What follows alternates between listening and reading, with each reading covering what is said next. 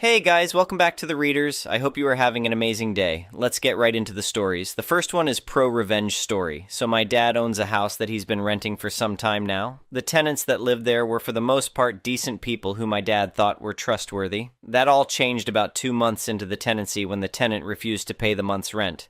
This was back in April 2025, just after Easter weekend. "I've been having some financial difficulties," Mr. Reynolds, the tenant, told my dad over the phone. "Just need a little more time." My dad showed some leniency and gave them another month to pay up what was owed. May came and went and they didn't pay a thing. By this point, my dad was frustrated by the whole situation and being 2 months out of rent money. He offered them a deal. "Look, Kevin," my dad said during their meeting, "leave the house by next Friday and just pay half of what you owe me." They countered with a different agreement.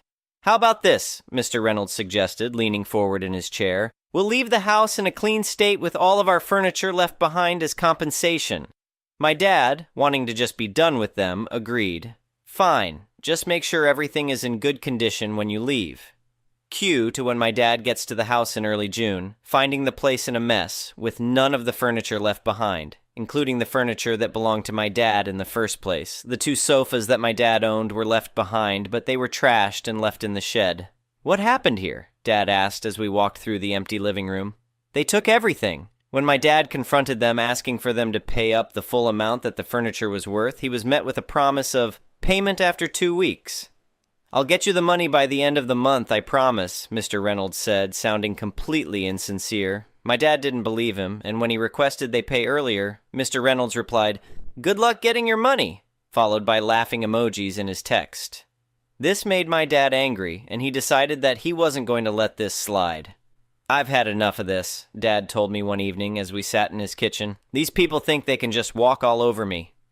My dad knew that the tenant was a Christian pastor at New Life Community Church, and his son also had some job related to the church as a youth minister. My dad contacted the church and explained everything from how they hadn't paid him rent money to stealing the furniture and trashing the place. "I don't want to cause trouble," my dad explained to the church administrator, "but I believe in honesty and integrity, especially from church leaders." The church was somewhat interested about this behavior. The next day, my dad gets an angry phone call from Pastor Reynolds' son, Tyler. "What the hell do you think you're doing?" Tyler shouted over the phone. "Contacting the church like that? You're being completely unfair." My dad hung up on him only for him to attempt to ring 10 times after he hung up. "Can you believe this guy?" Dad said, showing me the missed call notifications. "After what they did to us?" From what we could piece together, the church had told the pastor that if he didn't settle things with my dad, him and his son would lose their jobs. "We have certain standards for our leadership," the church elder had apparently told them. "This behavior doesn't align with our values." My dad received the full amount for the furniture that same day and agreed to back off. "I didn't mean to threaten your job," my dad told Mr. Reynolds when he came to deliver the payment. "I just wanted what was fair." "I understand," Mr. Reynolds replied stiffly, handing over the envelope of cash. My dad later said, "It was never about the money but the way this guy treated him and his values." "You know," my dad told me while we were fixing up the house to rent again, "as a Christian myself, I was really disappointed in how they behaved. It's not just about the money, it's about keeping your word and treating others with respect." The next one is an entitled people story. I need to share this story because it still makes me smile every time I think about how perfectly everything worked out. My wife and I bought our dream property about 5 years ago. It's nothing fancy, just a modest house on 10 acres of land with a beautiful creek running right through the middle of it. The creek was honestly the main selling point for us. Crystal clear water, plenty of fish, and the soothing sound of flowing water year-round. We'd spend summer evenings sitting by the creek with a cold drink, watching the sunset reflect off the water. When we purchased the property, we made absolutely sure that we owned the water rights to that creek. Our lawyer checked everything twice, and we have all the documentation showing that we own complete water rights for the portion of the creek on our land. This wasn't just about paperwork either. The previous owner had paid good money decades ago to secure those rights, and it was all properly registered with the county. The creek starts from a spring about a mile upstream from our property, flows through our land, and then continues downstream through several other properties before eventually joining a river. For the first few years, everything was perfect. Our closest neighbors were an elderly couple who kept to themselves and never caused any issues. We had a friendly, wave-over-the-fence kind of relationship, which was exactly what we wanted. Then they decided to retire and move closer to their kids, and they sold their property to a new family. The new neighbor moved in during spring, and right from the start, I could tell he was going to be a problem. He was one of those guys who thinks he knows everything about everything and isn't shy about sharing his opinions. Within the first week, he was already walking around our property line, surveying everything like he owned the place. I introduced myself, trying to be friendly, but he barely acknowledged me before launching into questions about the creek. He started by asking if he could fish in the creek from our side since the bank was easier to access. I politely declined, explaining that it was private property and we preferred to keep it that way. He didn't like that answer. Over the next few weeks, I caught him and his friends on our property several times, always near the creek. Each time I'd remind him it was private property, and each time he'd give me some excuse about how he didn't realize or how he thought the creek was public access. Things really escalated about 2 months after he moved in. I came home from work one day to find him setting up a small dock on the creek bank right on my property.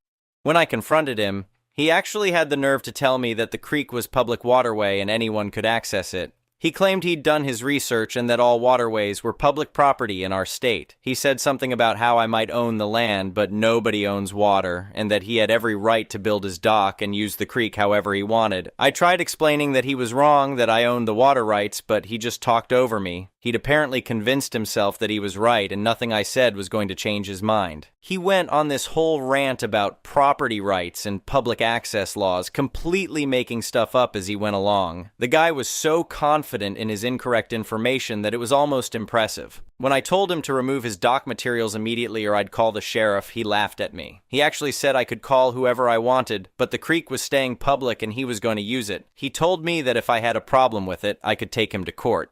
But I'd lose because the law was on his side. Then he informed me that he'd already told several of his friends they could come use the creek anytime because it was public property and everyone had a right to enjoy nature. That's when I decided to stop arguing and start planning. I went inside, pulled out all my property documents, and reviewed my water rights paperwork. Then I did some research of my own. Turns out, owning water rights means you have some pretty significant control over how that water is used. In our state, if you own the water rights to a creek, you can divert the water, dam it, or redirect it, as long as you're not completely cutting off the flow to downstream property owners. You just need to maintain what's called reasonable flow to downstream neighbors.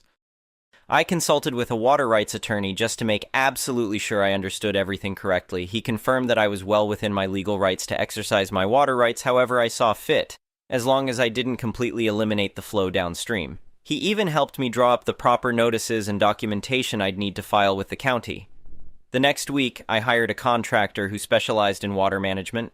We designed a system that would divert about 70% of the creek flow into a large pond on the far side of my property. The pond would eventually overflow and feed back into the creek downstream, maintaining that reasonable flow requirement. It was completely legal, properly permitted, and well within my rights as the water rights owner. The contractor got to work immediately. We installed a diversion system right at the upstream edge of my property. It took about a week to complete, and I made sure everything was done by the book. All permits filed, all regulations followed, everything documented. The neighbor watched the whole process from his property, but he didn't say anything at first. I think he was trying to figure out what we were doing. Once the diversion was complete and we started redirecting the water, the results were immediate. The creek that had been flowing through my property at a decent depth suddenly turned into a shallow trickle. The section of the creek on my land, including the area where the neighbor had wanted to build his dock, was now barely 6 inches deep in most places. It was still flowing, still a creek, but it was now basically just a rocky stream bed with some water running through it. Meanwhile, my new pond on the other side of the property was filling up nicely. The neighbor came storming over the next day. He was absolutely furious, demanding to know what I'd done to his creek. I calmly explained that it wasn't his creek, it was my creek, and I had simply exercised my legal water rights as the property owner. I showed him the permits, the water rights documentation, and the letter from my attorney confirming everything was legal. He sputtered something about how I couldn't just take the creek water, how it was illegal, how he was going to sue me. I just smiled and reminded him of what he'd said weeks earlier. He'd insisted the creek was public property, that anyone could use it, that I didn't own the water. Well, I told him if that were true, then I shouldn't have any legal water rights, should I? But since I do have water rights and those rights are legally documented and registered with the county, that pretty clearly proves the creek isn't public property at all. I explained very slowly, like I was talking to a child, that water rights are a form of property ownership. You can't have water rights to public property. The existence of my water rights was legal proof that the creek was private property, specifically my private property. And as the owner of those rights, I could divert, dam, or redirect the water as I saw fit within the bounds of state regulations. He tried arguing that I was cutting off his access to the water, but I pointed out that he never had legal access to begin with. He was welcome to use the little trickle that was still flowing if he wanted, I told him with a smile, since he'd been so insistent about his right to use the creek. Of course, there wasn't enough water left for fishing, kayaking, or any of the other activities he'd planned. The dock materials he'd stored on my property were now sitting next to a pathetic stream that couldn't float a paper boat. He threatened legal action, but I encouraged him to go ahead. I knew he wouldn't find a lawyer willing to take his case, not when I had clear documentation of my water rights and had followed every regulation perfectly. A few days later, I received a cease and desist letter from his attorney, but my attorney responded with copies of all my water rights documentation and permits. That was the last I heard from his lawyer. The neighbor stopped talking to me entirely after that, which was fine by me. His friends never showed up to use the creek either. Funny how that works when there's no water to use. He put his property up for sale about 6 months later and moved away. I heard through the grapevine that he'd complained to everyone who would listen about the crazy neighbor who stole his creek, but most people just laughed at him when they heard the full story. After he moved out, I actually reversed the diversion and let the creek return to its normal flow. The new neighbors who bought his property are wonderful people who respect property boundaries and have never once questioned my ownership of the water rights. We've even become good friends, and I occasionally let them fish in the creek from my property with permission. The whole experience taught me an important lesson about dealing with entitled people. Sometimes you can't reason with someone who's convinced they're right. Sometimes the only way to prove your point is through malicious compliance. He wanted to insist the creek was public? Fine. But public waterways don't have private water rights attached to them. By exercising those rights, I proved definitively that the creek was mine, and there wasn't a thing he could do about it. My wife still jokes that I'm the only person she knows who solved a property dispute by temporarily making a creek disappear. The pond we created is still there, by the way. We stocked it with fish, and it's become our favorite spot on the property. So in the end, the entitled neighbor's ridiculous claims actually led to us improving our land. I'd call that a win. The first one is a petty revenge story, so I get on my flight yesterday for a short 1 hour and 20-minute flight. Start chatting up the dude I'm next to, and he's very loud but extremely nice. I quickly figure out he's a disabled combat vet. Thank him for his sacrifice. He got teary-eyed me too, maybe. He was in the first Gulf War, his neck was messed up, and his life is on disability now. All the while I'm getting this info, Karen is in the seat in front of me with earbuds in. She keeps looking over her shoulder and trying to shove her earbuds in further. She's clearly getting physically frustrated, and every time my new buddy talks again, she has to do it all over again. Now, normally I might talk less to a loud child or a loud drunk, etc., but this guy is telling me his life story, and he's also a big sports fan. Packers for those that care, and I'm a big sports fan. Seahawks, so we have a lot to talk about. He's obviously lonely, wife divorced him after the accident, doesn't hear from the kids much, etc. You guessed it, Karen is taken to leaning forward in her seat, continues to look over her shoulder, and at this point she's probably suffered brain damage from shoving those earbuds in. I'm ready for a nap, but duck Karen and her attitude. Pretty sure everyone else has figured out he's disabled, and I am getting genuine smiles from everyone else around. So I just keep making small talk about politics, he knows a lot, and sports and weather and my work in Alaska, which fascinates the crap out of him. Best part is, each time we have stretches of silence, I'm the one restarting the convo, and Karen keeps side-glancing me, clearly having stomach troubles as she rocks forward again, wincing as she pushes the cursed earbuds closer together. He was awesome and deserves mad respect for his sacrifice. If his kids read this, please reach out to him. He lives in Seattle and his kids all live in Wisconsin. The next one is a malicious compliance story, so this is a very specific one. If you have been involved with shipboard operations, you can skip through most of this. Otherwise, read below for the background. So our ship would go off the coast weekly for training and deployment workups, so we would head out Monday morning and return Friday afternoon. Sometimes stay out the weekend too. A lot of what we did were drills practice. Shut off an engine and react. Pretend there was a fire and react. Real basic stuff. We could do this all alone. So we would be out in an area with limited shipping to be a problem, because during these drills we would go DIW, dead in the water, lose engines, which also leads to no steering, as well as sometimes loss of electricity. Sometimes even cover windows to simulate smoke and visibility. Anyway, you don't want to be near land or other ships while doing this, as you are not a sitting target, but a moving one due to wind/tide/currents. We would be a hazard and unpredictable to other ships, so I think you get the setting. So we usually stop the drills by 10 p.m., 2200 HRS. From then until morning, we were steaming in the dark with essentially nowhere to go. We don't drop anchor and sit. We cannot just shut things down and drift. So we literally just drive around in a racehorse pattern. We did minimum speed to keep from rocking, and to steer, you need at least like 3 knots tilled 5 miles per hour for the rudder to work. We would patrol a large box just going back and forth. When we got near the end of the box, we would do a nice and easy 180, let our relief sleep and not break any plates, and head the other way. Every so often doing an adjustment because currents, winds, etc. Our typical daily instructions, night orders, were only to stay in the box. If we accidentally leave the box, we gotta notify the CO. The box was considered safe, but outside of it could be an issue. Way outside could be newsworthy. There was no instruction on how to stay in the box. Very important. A regular rule, standing orders, was that if we detected a ship that would have a CPA, closest point of approach, closest it would come to us, was like 6 nanometers, or 6 kYids, I don't remember, so I will say NM, or less.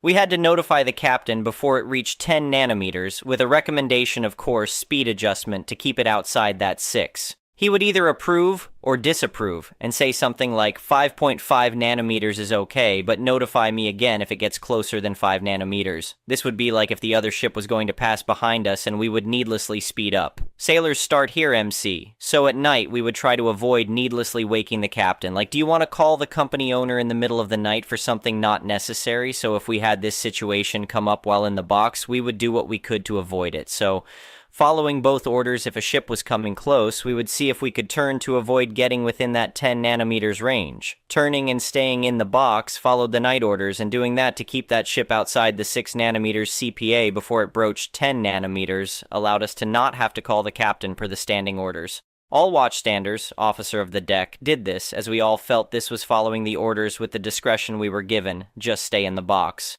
We were not ordered to do racecourse patterns or any pattern, just turn before leaving the box. Well, I guess the old man did not agree, as one night he must have stopped in and seen this happen. Not happy with that, and probably even more unhappy that this was standard. Like we were doing him a favor and not really even being MC as we interpreted the orders that way. We literally used the discretion we were given by being able to do whatever we wanted in the box. But CO thought we were doing MC. Since our decision to turn was based on the other ship that necessitated a call to him, even though we had discretion to do this otherwise. So the CO forced us to MC. Captain literally changed the orders. Now, if we made any course speed changes due to shipping and not solely due to being at the edge of the box, we had to call in. I think he thought we weren't seeing a lot of shipping, because he was now getting woken up multiple times at night. That's after long days of drills. So instead of being the person with the most sleep, he did not stand night watch. He now got the least.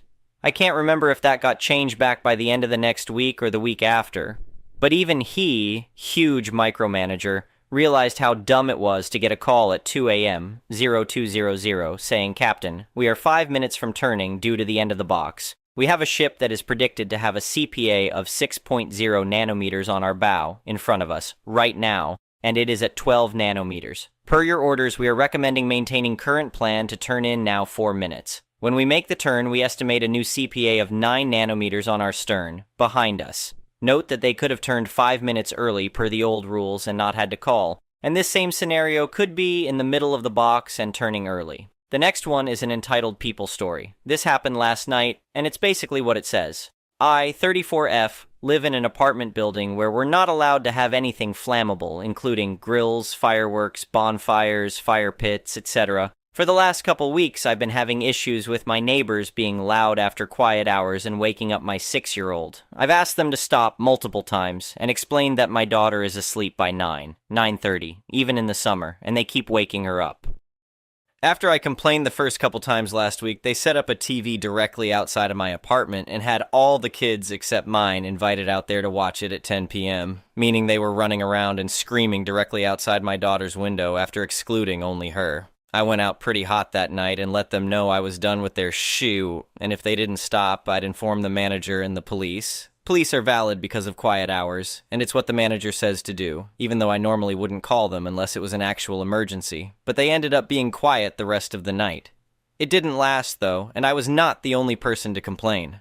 They kept going for the last week and a half, but it would be random and sporadic, so I couldn't get them on camera. I invested in an actual security camera today. So, till last night. Fireworks are going off directly over the apartment buildings, and I do mean directly over, to the point where it could have easily caught the building on fire. We also haven't had rain in a couple weeks, and everything is very dry and just waiting for a spark. And they're also setting them off less than 3 feet away from the edge of their porch. All of this is on camera because I ran upstairs and got them from my upstairs window. I came out and yelled across the lot, "I've asked y'all to stop. You're still going. I've got you on camera. I'm giving it to the landlord. You might want to look for somewhere else to live."